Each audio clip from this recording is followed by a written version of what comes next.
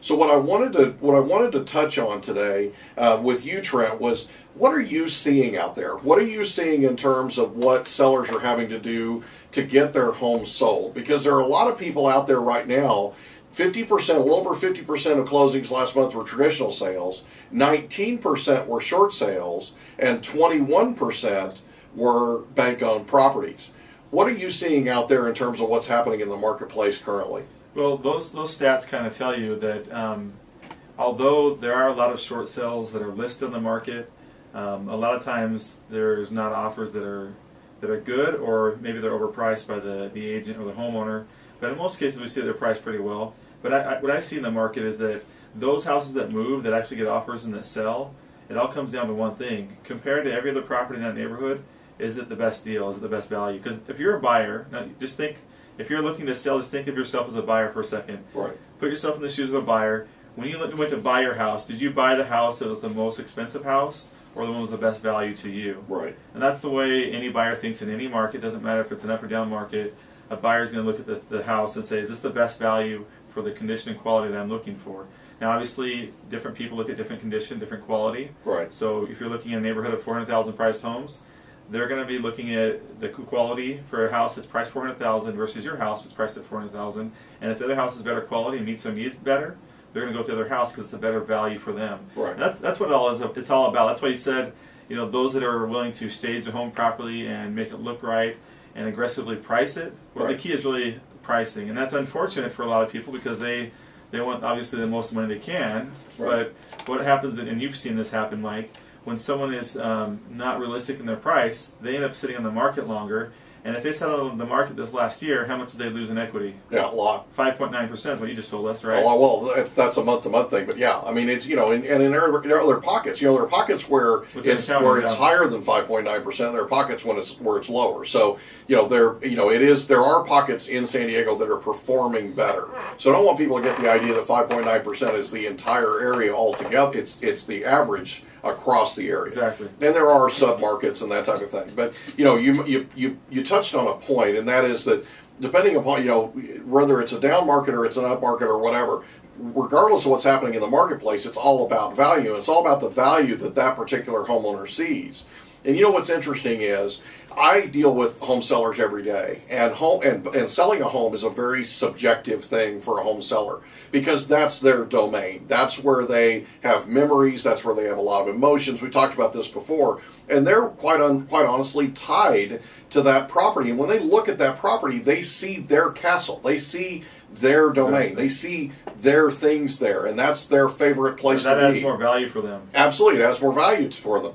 What's interesting, though, is what adds more value for them does not necessarily add more value for everybody else. And the thing that I want people to remember and I want them to think about, and by the way, I think this is worth a seller's time, or anybody who's thinking about selling property, I believe this is worth their time.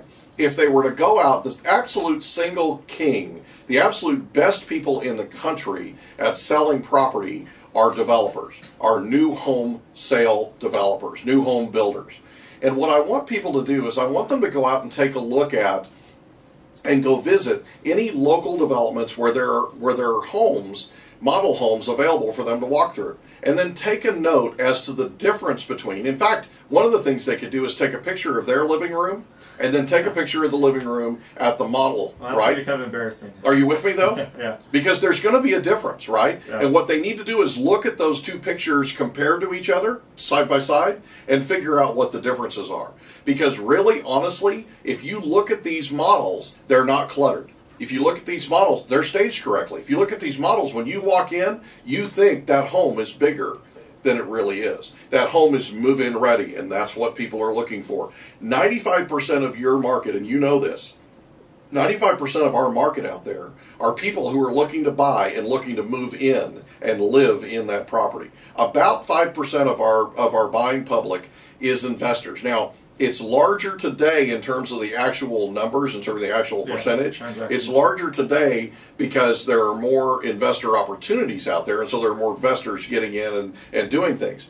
But what I want people to understand is When people are looking at their property, not a bank-owned property that's damaged, or not a distressed property, or not something like that, when they're looking at their property in particular, they're out there selling their property to an owner-occupied buyer who 95% of the time is looking to move in and looking to move their stuff in. They don't want to do rehab work. And the key to it is you want no deferred maintenance, you want it staged correctly, and you want to make absolutely sure there's no clutter.